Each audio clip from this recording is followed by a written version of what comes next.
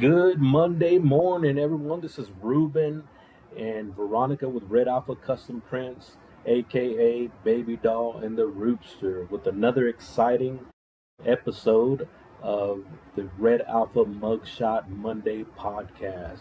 Hope you guys had a great weekend. It was okay. We did a little bit of work. We did a little bit of we had to work, but we kind of took it slow and tried to make it as relaxing as possible. We have an exciting show planned out for you guys today. As you can see, look, I got some show notes. I'm trying to get a little bit better organized, and so we got some good talking points, and we got some good, I guess, frame of reference or sources for the conversation, and we're gonna let you guys in on some of the things that we did over the weekend. We're going to talk about a show that we're really fired up about. That is going to be kind of the main theme of today's podcast. And so we hope you tune in. For those of you guys who are coming off of Facebook and YouTube, you can click on the Riverside link that's in the post that I sent out this morning and then over the weekend, so that you guys can be part of the live audience, which means that you can kind of send us a message and interact and stuff like that. Send us emojis. I don't know if you can send us money or anything like that, but you can be a part of the audience and not just kind of sitting back on Facebook or YouTube and listening. But if you do happen to message us on any of those channels, we'll make sure that we reply as soon as we finish. We're not trying to take up all of your time. We just wanted to start your Monday morning off on a good note, hearing some positive and inspirational, hopefully, conversations, and giving you guys kind of like a behind the scenes of our business. This is not a behind the X's and O's type podcast. It's mainly, about us at Red Alpha, but we can't help but intertwine both podcasts because, we're the main characters in both of them, right? But like I always say, it cannot be a Red Alpha Mugshot Monday if we're not talking about our coffee mugs and or the coffee that we're drinking. Check that out. We're matching. Good job on that. We're matching with the Red Alpha Mugshot, the branded Red Alpha Mugshot Monday coffee mugs. Mine is the left-handed, of course, because I'm a lefty or southpaw. And my wife, she's a normie. She's a right-hander, right?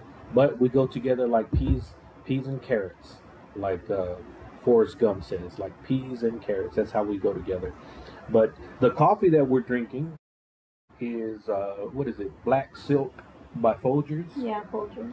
And nothing really fancy. It's just a dark, it's a dark coffee. It's something that is my go-to whenever we don't get the grounded beans, and when the funds are a little tight, we go with the Black Silk because it's always going to do the trick. And so that's what I'm drinking today. I always drink my coffee black during the week, Monday through Thursday at least, and then on Friday, that's whenever I indulge. I let my hair down, and then I tell my wife to do the food, which is the sugar, creamer, all of that fancy stuff that most of you guys drink every single day. I just can't do it. Black coffee for me. And you make it very strong. Mm-hmm. Well, I always thought that coffee is really like when you're drinking black coffee, you're not really drinking it because it tastes good. You're drinking it because you need to get going. And so if it can't wake you up, then why are you drinking it, right? Because coffee really doesn't taste that great without the sugar and all that stuff. And if you ever wanted to know what your coffee actually tastes like drink it black. Then you're gonna see, if it has an oaky afterbirth, or if it's roasted in pecans or whatever, all of that stuff. That's whenever you're gonna find out what it really tastes like. Drink it black, and then what you'll find is that most coffees, in my opinion, most coffees taste the same. right? It's got the same taste.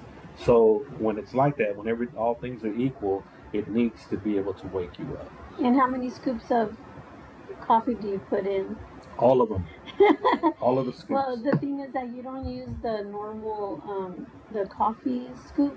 Mm-hmm. You know that normally it's maybe like a tablespoon, or I don't know. It's like a little spoon, right? Yeah. We have a quarter, the quarter cup, uh, Like the scooper. scooper that we use, that you use for cooking. Mm-hmm. We made, that's the one that you've been using. So that's why I asked you how many scoops of coffee do you? Oh, 3 of those. 3 of those. Three So of it's those. Yeah. 3/4 of a cup of coffee. Yeah. Well, you're right, chef, and that's the reason why I do it, because I'm going by look and not by recipe. And the reason why I say chef, for those of you guys, transitioning, right? We're watching a new show called The Bear, and we're really into it. And so it's kind of like, yes, chef, no, chef, behind you, chef. Did you do this, chef? Corner. Yeah, around you. And so we're really liking the show. And today, what I wanted to do is I wanted to talk a little bit about that. So we'll call this a kind of a showmate driven podcast of the Red Alpha Mugshot Monday. But let me finish up over here. So we had the coffee, and so coffee is a big part of my day. I drink 3 cups easily, all in the morning, and then I'm done. And so what I figured is that in the morning it's like the 3 scoops of the shovel that I use, and I look at the filter, and if it's like 3/4 of the way the filter, and then I put about 10 cups of water in the coffee maker, and so 10 cup, for those of you guys who never done it like this, right? Most of the time, well, before I used to just take the coffee pot, and I used to fill it up with water up until the 10, right? So there goes the 10 cups. But what I started doing when we started drinking like water bottles, getting water bottles, and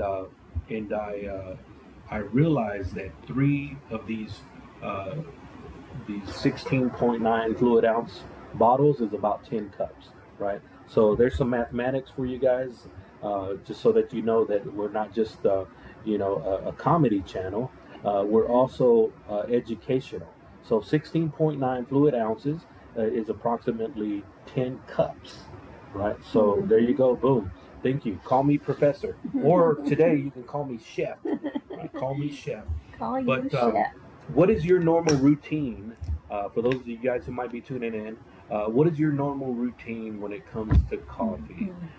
Do you wake up, you brew the coffee, then go get your business done in the restroom, shower, brush your teeth, all that stuff, and then come back and drink your coffee? Or do you have kind of a normal routine, or is it just kind of as soon as you hit the bed, it's just like you're putting out fires?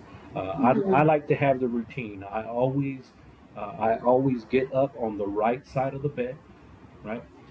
If for whatever reason I get up on the wrong side of the bed, I roll back in bed, and then I make sure that I get out of the right side of the bed, because there are too many things that we're needing to give our attention to on a daily basis, and it starts with how you wake up in the morning, right? We wake up. This is my normal routine. I wake up. I get the coffee going. I take care of my business in the restroom, and then I'll come into turn on the computer while it's booting up. I'll say a little prayer in the morning to try to get my spiritual energy where it needs to be, and asking God for His help and His grace and His favor, those things like that. Then once I finish, I get up. Then I start. I'll post our behind the X's and O's blog post. Me and Chep have been putting out some fire blog posts. And so if you haven't tuned into our daily blog posts, go to our website, redacp.com, hit blog, and you'll see the latest blog posts. Those go out every morning at 8 o'clock in the morning. And then, of course, on Monday mornings at 9 o'clock, we're doing the Red Alpha Mugshot Monday. But a new thing that we started doing is, and I'm having fun with this, is what started out to be just a daily blog post. I was trying to discipline myself to create content, different forms and multiple pieces of content, every single day. And so I said one of the easiest things that I can do, in addition to the products and things like that, is to create a daily blog post. And I already had the idea of behind the X's and O's, and but it started out to be behind the X's and O's of business, and then I took the business off because I realized that there's conversations that are behind the X's and O's are in all walks of life, not just in business, right? So, I started the blog post, daily blog post, and so I've been doing that for, since the beginning of the year at least. I had to go back and look when I first started, but since the beginning of the year, and then I don't know, maybe about 3 or 4 weeks ago, I decided that I needed to take that form of content and make it some sort of video or live stream or podcast type content, because at that point all we really had was the Mugshot Monday, and I wanted to do more. And so the behind it the X's and O's has become a weekly podcast that we primarily do on Wednesdays. But since we're booked the rest of this month and going into August, um, we are doing alternative days. So you might see us do it on a Friday or Thursday, or maybe even in the morning, just depending on the guests that we have, depending on their schedules. So hopefully you guys are tuning in. If you have tuned in, let us know how we're doing. Are there some questions that you might have? Send them in the chat, and we'll reply to them in real time. Hopefully, if not, we'll get back to you as soon as we're done recording. Today, we're going just on our Facebook page and our YouTube channel, and of course on our Riverside app. Doing things a little bit different. It's hard to concentrate on two cameras at the same time, and so TikTok, you're going to get the recording version and the clips. But if you want, if any of you guys that are following us on TikTok, if you want to get in on this, make sure that you click on the Riverside app, so that way you could be part of our audience, right? But the bear, um, we have slept on this show. We've had a couple people tell us that it's a great show, and when I looked at it, I was like, oh, it's about cooking and all of that stuff, and I don't think that that's something that I was going to be into. I like to eat, but I don't. I'm not. I never aspired to be a chef or none of that stuff, right? So I wasn't sure I was going to like it, but we started a couple of episodes, and I was like, this is kind of cool. Um, you know, I don't know what it is about watching other people's dysfunction that makes me feel better about myself. But I tend to gravitate to those types of show whenever it's like, man, they don't got their life together at all. And I guess it makes me feel a little bit better about myself, right? But as I started to watch the show a little bit more, I realized that the show is not so much about cooking, but it's about a group of people trying to improve their lives, right? Each of them have a separate journey that they're on, right? Some are further along. Some had mentors in their life. Some had to deal. All of them had to have a tragedy. That well, most of them have a tragedy um, that they have in common, right? And then the other supporting cast are people who like just gravitate towards that toxic family environment, the chaotic, life that it usually produces, right? And so they're all just kind of working their way through that to the best, as best as they can, Yeah. right? And so the main characters, there's Carmi and Sydney. Can you talk a little bit about Sydney? Yeah, so Sydney is a young young girl. She's a chef that came uh, into the restaurant looking for a job after she I guess she started her own like catering business, and it didn't work out, and so she was kind of like, I'm gonna find a job at a restaurant. And she picked this specific restaurant because she knew who Carmi was. Mm-hmm. Right. And even though the restaurant itself, I mean, not get, is not a 3-star restaurant, Or even a 1-star. or a 1-star restaurant for that matter. It's the sandwich shop in Chicago or whatever. And Yeah. but she knew that he was taking over the shop. So Over the shop. Yeah. she ended up there. Yeah, and so Sydney is the type of person that you know is she has a dream of owning her own stuff, her own business, right? And so she's young. She tried it. She had all had the plan. She had the vision. She knew the level of the standard that she wanted to have in the business that she ran. But like so many young entrepreneurs, you get smacked in the face by reality, and then it's how you react to that is going to determine whether or not you move towards that original vision or not, right? And so a lot of people, when they start their business, right, they they have a business plan. They have maybe they have a little bit investment, or they have some sort of plan on how things are going to go. Some people are transitioning from a career that they've had, so that's the experience that they have in the business. I see that a lot, where people are working for other people, and then they're like, well, you know what, I'm going to go in business for myself, doing what I know. I've been working, X amount of time, in this particular profession. Maybe they got some certifications or whatever they got, right? So they work up under somebody else's business, learning the trade, and then they go out on their own and they create their own business, right? I see that a lot, and so they figured out the work part, right? This is how to run that, and so that's your experience, right? But then what Sydney was doing is like, okay, she did go, she had the certification, right? She went to the school to learn how to cook, right? So she had that knowledge. She just didn't have real life, experience, right? She was young, but then she was fresh out of that, so that her knowledge basically came from books, right? And so nothing wrong with that. You need to have that knowledge. But there's a different type of knowledge that goes into running your business, and it's called real world experience, right?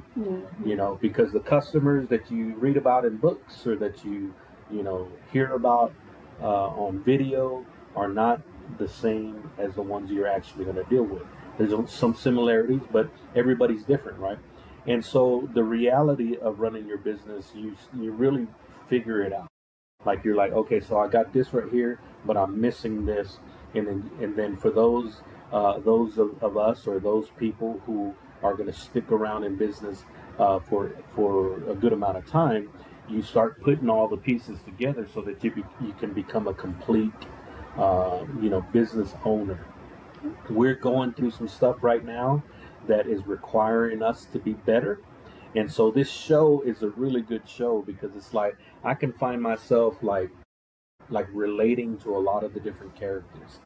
We were talking about it today. I mean, it's just like so many things that required, and then it's like, one of the topics that have come up recently for my wife and I is something that I never really mentioned before in business. It's trying to operate in excellence, right? Strive for excellence. Now, for those of you who know me, you might even be laughing right now, because when I first got in business, I was the exact opposite of that, and I got comfortable doing that. So in corporate America, you have these standards that you got to hit, and if you don't hit these standards, then you get demoted or you get fired or you get written up, those things like that. And I was so anti corporate America that I was like, you know what? I do not have to dress like that if I don't need to. I can dress up in t-shirts and cargo shorts, and I can wear a hat every day if I want to. I don't have to wear, a nice shirt and a tie if I don't want to. I could go into business meetings dressed however I want to. And that's the way that I pretty much operated my business. I used to say, I don't need a huge storefront because that's what it is. It's a front, right? The true nature of a business, this is what I thought, the true nature of a business is in the quality of the work, right? Well, that is true, right? But then you just kind of put yourself in a position to where you have to, really be good at developing relationships, and all the other stuff don't really attract new clients, and so you're constantly having to make sure that you are, don't disappoint this person, or you say the right things and all that stuff, and so I'm learning. I'm really proud of the relationships that we built in our business. But I also like whenever a new customer that has never ever met us or never done business with us, that they see enough, like they see our website, they see our social media content, they see enough to be able to trust us to do business. So the reviews that we have on Google and Facebook and those types of things, and they can go to our social media channels and see the work that we've done, and that kind of leads them to trust us as well. I really do like that, because it kind of, it grows us, and it allows us to get into different markets, but everything has to be intentional, right? And so we can't just have knowledge of the products and services that we offer. We need to have this real world experience. And so even thinking about operating in excellence is going to be a challenge for me, and it's going to be a challenge for both of us. And so I guess keep tuning in, because we'll see if we're going to make it or not. Right now, we still love each other, and we figured out a way to work with each other. But let's see what happens whenever you start adding this thing called excellence into the mix, right? Because how do you describe excellence? For those of you guys that are maybe tuning in, what does excellence look like? I couldn't answer that question, but I know excellence when I see it, right? And this is a good thing about the show, is that whenever you see how they were running the beef, right, that became the bear, when you saw how they were running it, you knew that wasn't healthy, right? It's not a healthy environment for the people, and it's definitely not a healthy business environment. They were cussing at people that their customers, and firing up in the air to break up fights that were going on outside, and doing some illegal actions behind the thing. It's like just crazy stuff, and talking to people like man, I could never talk to anybody like that. During the first season, I looked at my wife. I was like, "See, babe, you see how good you got it?" Because I was like, "Man, I've never once disrespected my wife like that." Right? Go ahead, babe. You got something? No. And so the so Sydney had the knowledge, right? The knowledge, at least the head knowledge, right? But you develop some sort of an additional knowledge whenever you actually do it yourself. You're like, okay, this is by the book, but this is what I found to be the best method for myself, right? And it takes a little time. It takes a little time to figure that out. And then you got Carmi. Carmi is, the main character, I think, of the show. And so Carmi comes from a family of, lunatics, dysfunction, right? Uh, you have to watch it to kind of see. He is I guess, the youngest sibling. He's the youngest of the kids. He's got an older brother, Mikey, who's played by John Bernthal, and then he's got his sister, and then and then it's Carmi, and so Carmi grew up in this dysfunctional family, and and it's just one of those. Whenever you see the show, it's like you see him being distant, like not wanting to be part of the family, right? Mm-hmm. And then the older brother, he takes his own life, and uh, and so that's where the show comes in. He takes his own life. He gives the business over to Carmi, and so Carmi comes out of his world that he was in, right, as being this renowned chef, Mm-hmm. right. He's in articles and magazines and stuff like this, which that's how Sydney came to know him, and he's worked at the best restaurant. He was was he a sous chef? No, he was a chef. He The was sous chef is like the helper. the helper. So he was the main chef. Mm-hmm. So he was the main chef at the best restaurant in the world, Mm-hmm. right? And so he was legit. And so then he leaves that world, and he comes into the chaotic environment of the beef that his brother ran, like just like putting one fire out after another, just really dysfunctional, right? Mm-hmm. And so he comes in and he sees all, like, this is how they run, this is the way they've done it for years. They got the customers that they've developed relationships with them, and so they come for their sandwiches and all of that stuff. They hadn't changed the menu or nothing like that, or even the building, done anything to the building to make it attractive. Mm-hmm. And I'm like, man, Or that's me. keep it up to code. Yeah, I'm like, man, that's I can relate to that, right? Because Yeah, no, when we started that very first episode, 2, episode 3, and we're like, we would look at each other like, Mhm. yeah, we understand. Yeah, got to do better, right? And so so Carmi, he's trying to lead uh, a group of people, right? But he has a lot of holes in himself, right? Because of the family that he comes from, right? And if it wasn't for, I believe his aunt, right?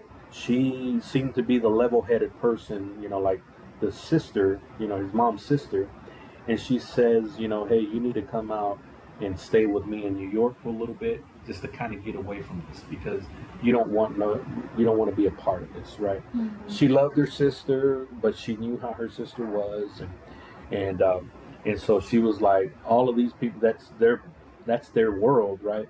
But you're still young enough to get out of it and make. And she's like, I guess he was already expressing interest in being a chef, because she Mm-hmm. said, I have a few restaurants and things like that, and so um, she was able to provide a stable, peaceful environment, I guess, Yeah. while he goes and he pursues his dream of becoming a chef. Yeah, I think he had already like started that journey, Mm-hmm.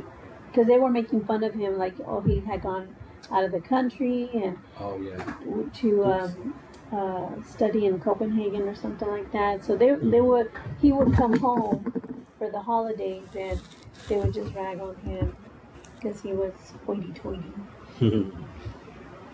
Actually, yeah. So it's like, so here he is, who does he think he is? He acts like he's not part of the family or whatever, and it was kind of interesting to see them at Christmas, because it was like, you're eating up the drama, and you're like, golly. I was like, oh my gosh, I need a break. Like, it was an hour long, that about 53 minutes, but I was like, how can people even like think Yeah.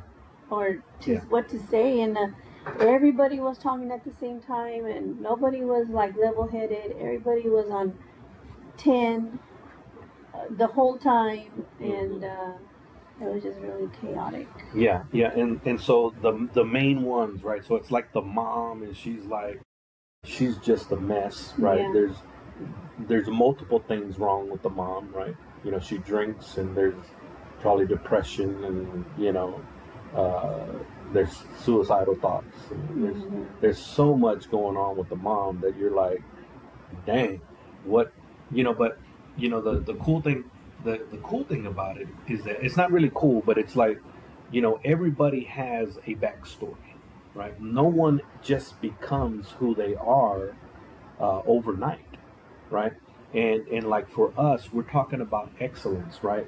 And so we have, we've been in business for 15 years, going on 16 years, and for the majority of those years, we have not even thought about trying to operate in excellence. We want to do a good job, and we want to, make sure that we do provide good quality products and services. Don't get me wrong. I mean, there is some pride in the things that we do, but when you're talking about operating in excellence, that's a different thing. Like being on time with your orders and following through with the things that you say you're going to do when you say that you're going to do it. The communication that we have between each other, and just how you start your day, right?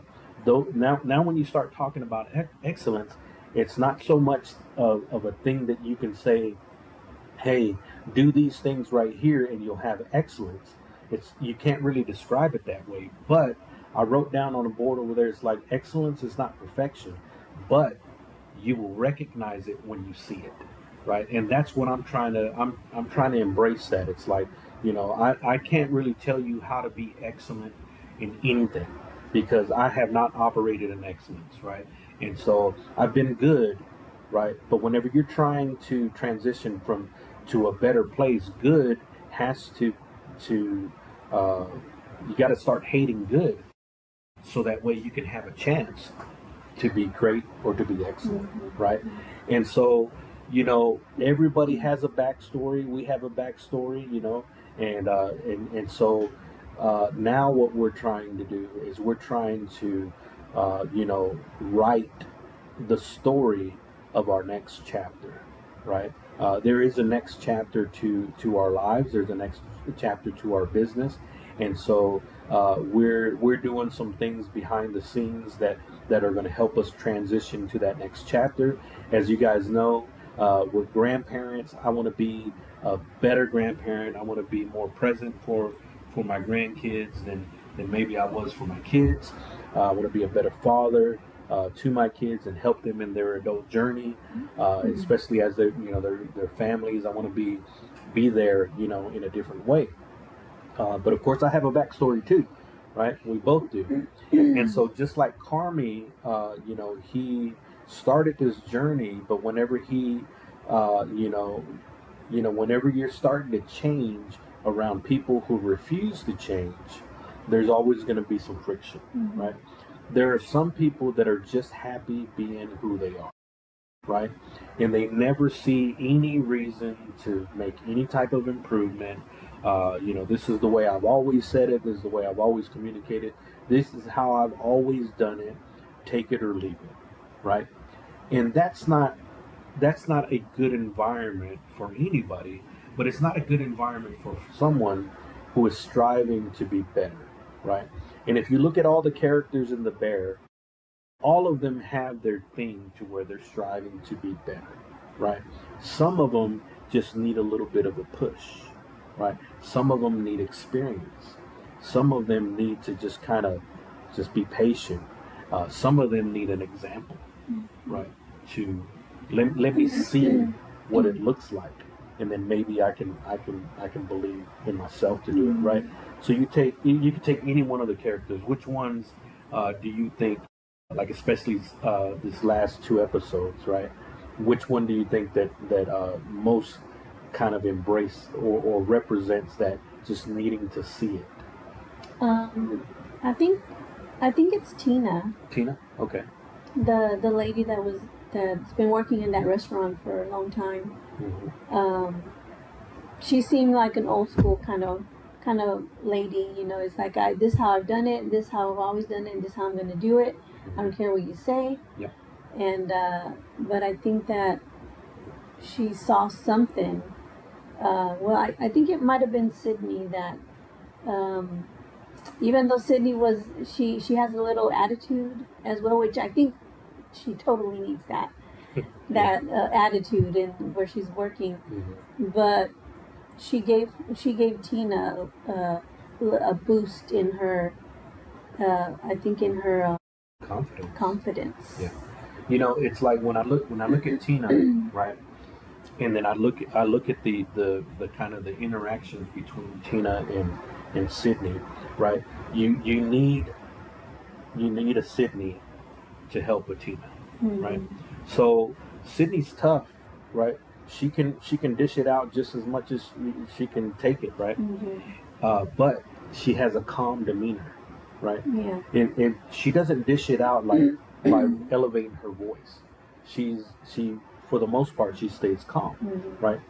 Tina's one of those where it's like I'm gonna elevate. I'm gonna just raise my voice. I'm gonna just make it more like emotionally charged until I get what I want, right? And most people don't want to put that type of emotional energy into any type of discussion, right? It's like, you know what? Why am I wasting my energy on this right here, right? If we're trying to fix this thing, right? If we're both in this thing and we're trying to get better, we don't need to like be so emotionally invested. We need a clear head. We need a clear perspective so that way we can come to a conclusion and maybe find a solution to this problem, right? And I think that's what Sydney brought. But with a person who's old school like Tina, right? Words don't really mean nothing, right? It was whenever Sydney, I think she peeled the potatoes for her. She did something for her that Tina actually appreciated, right? And so the acts of service, right? That's another underlying thing that's in the show. The acts of service have power if you use them the right way. Yeah. Because you can use acts of service to manipulate people, right? You do things because you're expecting to get something out of it, right? But the power of the acts of service can really transform an organization, and it can transform a person's life if used correctly, right? And I think that's one way that Sydney kind of she portrayed that whenever she helped out Tina, and then she was kind of like, okay, that made her listen to her. And then she's like, oh, okay, I kind of see what you're talking about. And then she even got on board with the chef part. Because she's she like, didn't want to say chef. she's calling Carmi Jeff. So it's just one of those, just old school, like, came from the school of hard knocks, thing. But then you start seeing Tina, they took her to the culinary school. Her and that other man that I think that she loves like a brother, or either romantic love or something like that, because she started to miss him when he didn't show up. And so what we're finding, like with those two right there, that Tina just needed like a little guidance, right? Someone to believe in her, right? And then she's like, okay, I'm starting to. And then whenever Carmi let her use his knife, that was a big deal to her. Yeah. Right? He said, that's yours. Oh, yeah. Ooh, gave it to her. Yeah. And she goes, hey, this is your knife. And he's like, no, it's yours, chef. Yeah. I mean, that's like, man, that's something that knife, if that knife could tell a story, right?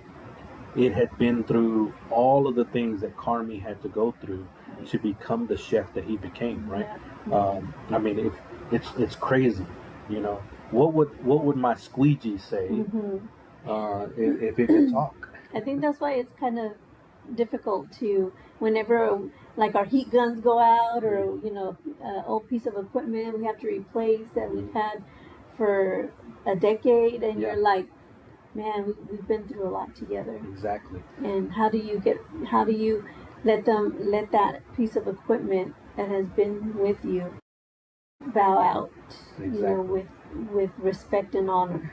Yeah, it's true. I mean, we just recently had to replace our plotter, and the plotter that we had it for over almost 15 years, 14 years, 15 years, 15 years, and it served us well. And I mistreated it, all the time. I didn't even read the instruction manual, and I was, just doing it like the beef, just chaotic, right? Just like Yeah, no. burning through material and buying blades and cutting mats like it was nobody's business until one day I'm like, oh, I was reading the manual and I saw that I was putting the blade in wrong all of these years, right? This was probably like over almost 5 years ago when I realized that, because you had just started. I think that I realized that I was doing it wrong for 10 years. I was getting the job done, Yeah. but man, we're going through blades and cutting mats. Like I was like, I don't believe these people that say that you don't have to replace it that much, because I'm having to replace this like once a month, every other month, or whatever. And but you're right. You become attached to the tools that you use to provide the services that you have, and so that plotter is just one of them. Like just over there to my right, under our table, there's the very first laptop that I had to start our business. I'm emotionally attached to it, and it's hard for me to just throw it away, like it's just a tool, because we've been through a lot of stuff together, and if our tools could talk, Yeah. man, they would tell a story. They would tell a story, and so the same thing with the blade. It has a story, and now it has a new chapter that is going to be written from the perspective of Tina, Yeah. right? And so Tina's growing, right? She's now like she's getting on board, Yeah. right? She's like when she sees it for herself, she starts to see herself as what she can be, not as someone that she's always been, right?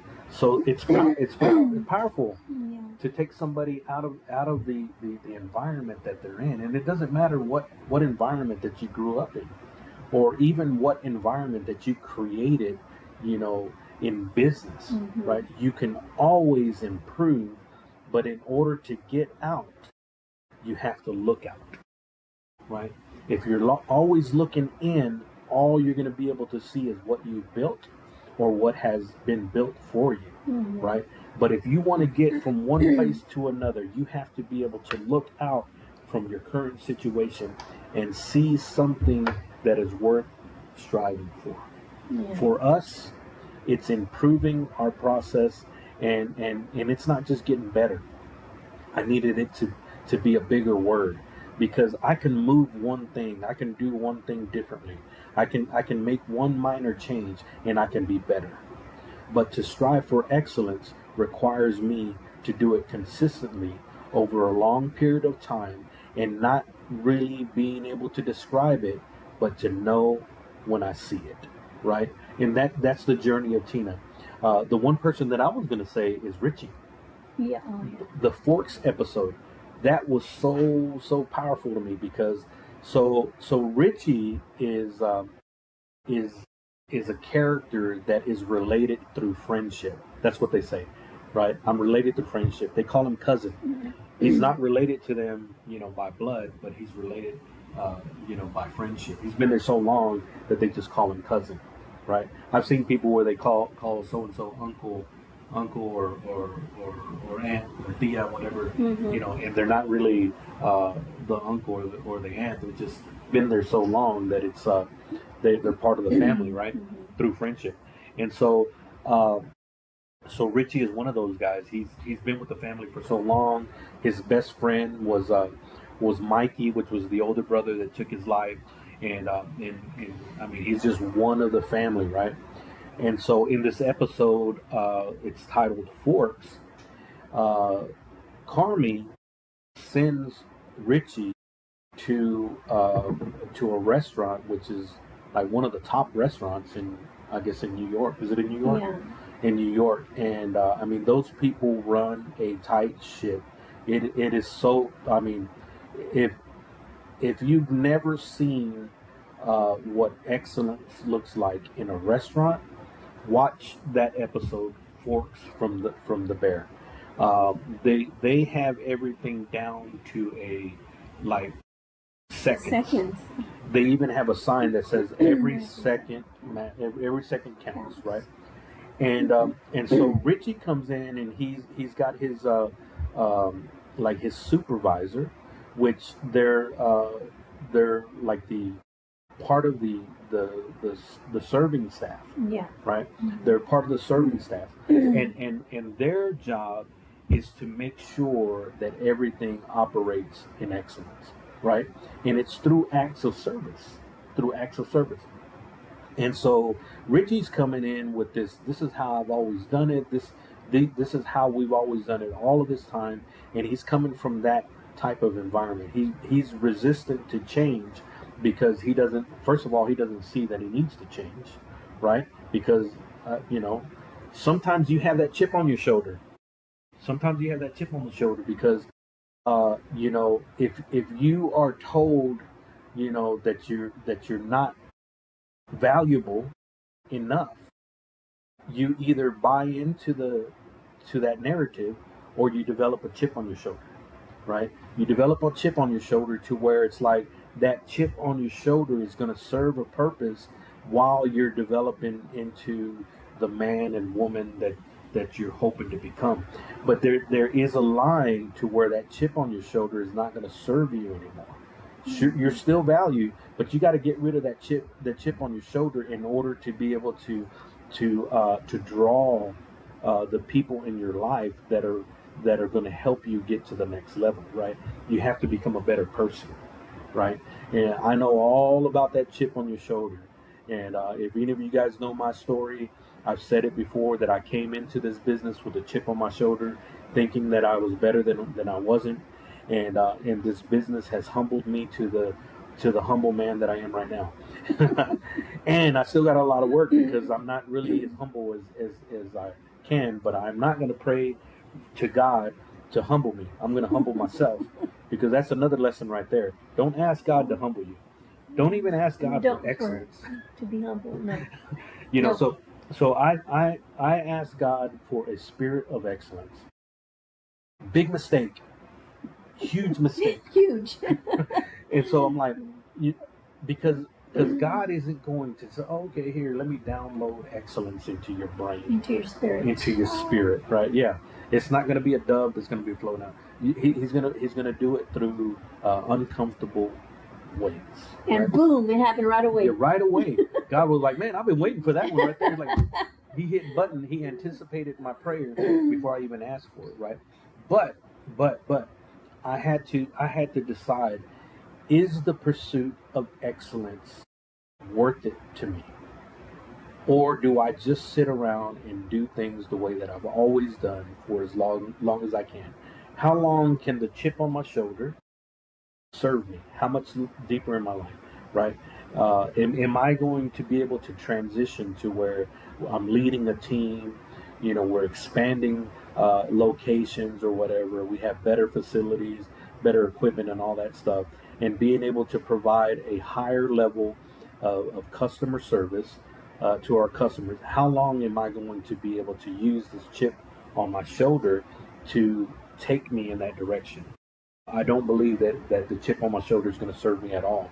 So I have to change from the inside out.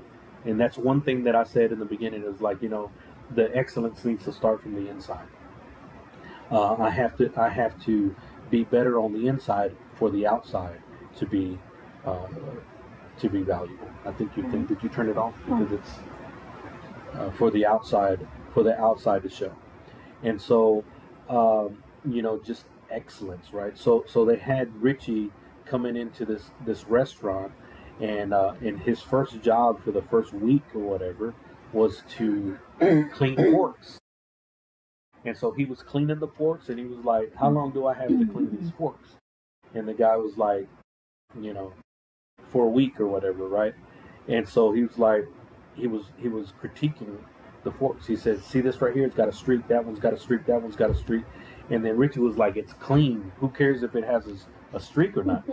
But his supervisor was basically telling him how the standard needs to be higher, right? And then he was explaining how the staff, the service staff, how they were able to communicate without even talking, right? And part the interesting thing was they were communicating on how to serve the customer better, right? So there's this one scene where a family was I guess they were visiting. They're visiting the city. They were visiting the city, and they were talking about deep dish pizza, right? And so they heard that, and they would pass little notes behind their backs, right, to the other staff, and it would get to the main, like the quarterback of the team, right, where she was calling all the plays. Like she was calling all the plays, and she was like, okay, over here at this table, they're getting ready to go, and they had to like be on point. It's like you're not waiting, you're not leaving people waiting around, right? And so when they heard that, they said, okay, so guess what we're gonna do? We're not gonna make it. We're gonna run down the street. So Richie's running down the street, and he's getting a deep dish pizza from I guess a good place. It was already ready by the time he got there, right? And so he brings it back, and the chef like cuts it up and puts the garnishes and does his little thing to make it look like it was a dish from the restaurant. And then Richie comes and brings it out, and then he delivers it, and they were like the customers were impressed. They were impressed, and they're like, wow, you heard me say that? Because they were saying that they came to town and they didn't even try the world famous deep dish pizza, and they had to leave, and so they heard that, and they exceeded their expectations. Yeah. Go above and beyond what their standards were. That's right. And so that just kind of reminds me of the Behind the X's and O's podcast that we started, right? It's like I'm finding myself really getting into the conversations because people want to be seen. They want to be heard, right? They want people to know them outside of whatever it is that they do. If you guys read the post today, the blog post, it talks about that. Being seen is a little bit different than, or being heard is not the same as being seen, right? And so we all have a story to tell, right? And then, I told, I got a guest that I'm working on. I said, what I found myself is I like to have conversations with people that don't have to do with an order, right? Most of the conversations that I have are about, hey, where's my order? Or, when can I place an order? When can I expect it? That kind of deal. And I don't have any real conversations the majority of the time, right? Even the conversation that I have with my wife is it's business in nature, for the like majority of the day. And then even outside of the day, we're still talking about business, right? And so, being heard and being seen, right? It's something that I think that, especially in today's social media, society, everybody's talking because we want to tell our story, right? But I'm seeing that other people will just want to be heard, right? I don't need to tell you guys more about what I do and what I'm interested in. I want to bring people to hear about what they're interested in and seeing how I can kind of like just be a fly on the wall almost, because people whenever you show people that you are interested in them, they're going to remember that. They're going to remember the person that was listening to them. And just like the customers in that episode, they weren't just customers. They were people that had a story, right? And part of it was like, man, we didn't get a chance to do that, but because someone cared enough to listen to them, right? They were able to like exceed their expectations and bring something small to them, and it's just like small things. It's like the knife is to Tina. It's like the forks is to Richie. It's like the pizza was to those customers, right? It's a small thing that all you have to do is recognize what the person is trying to say, right? And a lot of times it's just sitting there and just listening. Tell me your story. And I don't have to give you, like, I don't have to listen and say, oh, well, yeah, this is what you should do. This is what you should do. But it's like, let me hear how you do it. and then let me say, you know what, I know exactly what you're talking about. I've been there, right? This world needs that kind of stuff, these types of conversations, and it's not with an agenda like, oh well, I'm going to tell you how to change your business because I'm trying to change my business, and so maybe some of the things that you're going to tell me are going to help me, right? And so at first when I started doing it, it was like, okay, so I just want to create a bunch of content to get people's attention, and then that's the reason why it was behind the X's and O's of business, right? But then I realized that it's people just need to be heard, right? And so if I can do more of that, then everybody wins, right? Just listen to people's story. And so you have Richie after that, right? And one thing that his supervisor said, he's like, the acts of service.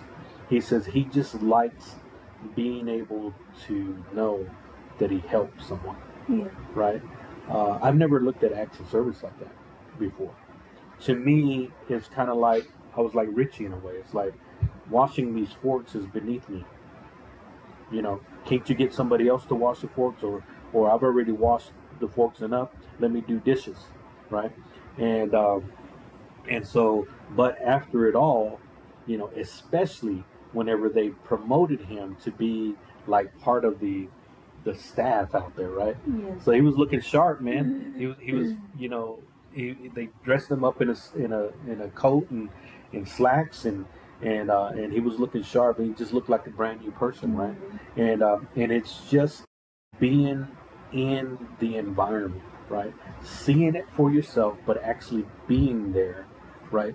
To see what it looks like to operate on a different level, right? That's something that I definitely miss, right? And there's some shows out there, some expos that we can go to kind of see the equipment and all that stuff. But it would be nice to be able to go into like one of the bigger, print shops or wrap shops, in Texas or in the United States and stuff like that, and kind of see how they operate and maybe see it for ourselves to see, see how we can change, right? And just being able to see it, I think that it gives you, just a different frame of reference, and you're like, if you can see it, maybe you can create it in your own life, right? And so there's a couple other characters. We don't want to, spoil it too much, but one of the takeaways that I'm getting from the show is, number one, it's not about food. It's about relationships. It's about people that are working to get better. And it just so happens that they're doing it in the restaurant, arena. I see the importance of working together, of having the right people on your team, right?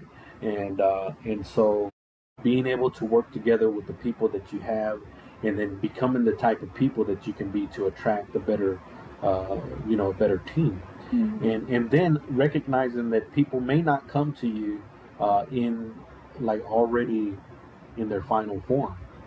They may have some things that they got to work through, to be able to become a better version of themselves. And if God puts them in your life, maybe there's a reason why He did it, because there's something that you have to offer. But if you're too busy focusing on yourself, then you don't have enough time to look at the needs of the other person, right? People come and go into your life, but you have to be able to recognize the reason why. Are they somebody who's temporary, or that is just going to come and go, help you get to this stage right here, or are they someone who's going to end up becoming a bigger part of your story in the next chapter? You never know. And you definitely will never find out if you don't take the time to listen, right? And then something that I wrote under here is excellence isn't accidental. If we, as a couple, and we as business partners, are going to have any chance of becoming excellent, we're going to have to be intentional. It's not going to be on purpose, right? It's not going to be accidental. It's going to be on purpose. We're going to have to look at each area of our lives and try to get better, right? Because excellence isn't perfection. Excellence is just striving to be better. It's how are you cleaning the forks? Get the forks down, right? And then you can start working on the other things, right? And so that's something that we're working on. But for those of you guys that are tuning in, I got two questions for you. Have you watched The Bear, and what do you think about The Bear? Who's your favorite character in The Bear? Don't ruin it for us because we're just on season 2, episode 7 or 8. But if you haven't, is there something maybe you should check it out and see um, if it's something for you. And then the second thing is, what are some ways that you are striving to be better in your business? What are some things that you're actively working on, and maybe some things that you recognize that you need to work on, and and you're actively working on that you care to share with us, right? For us, we have so many things that we need to do, down to our communication, to the way, to the processes that we use to run our business. A lot of different things that we need to work on, and we are doing that every single day. So hopefully, not too long from now, we are going to be operating under some form of excellence, and we're going to recognize it whenever we see it, right? But I think that's it for now. I want to thank everybody for tuning in, right? Thank you, Baby Doll, for taking the time to be my partner in crime in this podcast. If you liked any of the things that we discussed, and you want to, send a comment, go ahead and do that. You can send us a direct message on any social media channel that we're connected. Or if you want to be a part of our Behind the X's and O's podcast on Wednesdays, you'd like to be a guest, send me a message, and then we'll put you on the schedule just as soon as we can. And while I'm mentioning that, I'm going to ask you guys to tune in this Wednesday at 6 o'clock. We're going to have the folks from Not Included. They're going to be our guests once again. And we're going to talk about the car show that is coming up this weekend, which Red Alpha is, we're planning to set up a booth. It's from 5 to 9 this coming Saturday. So we got some work to do. But other than that, that's all that I have for now. That's Ruben and Veronica with Red Alpha Custom Prints with another episode of the Red Alpha Mugshot Monday podcast. Signing off. Red Alpha out.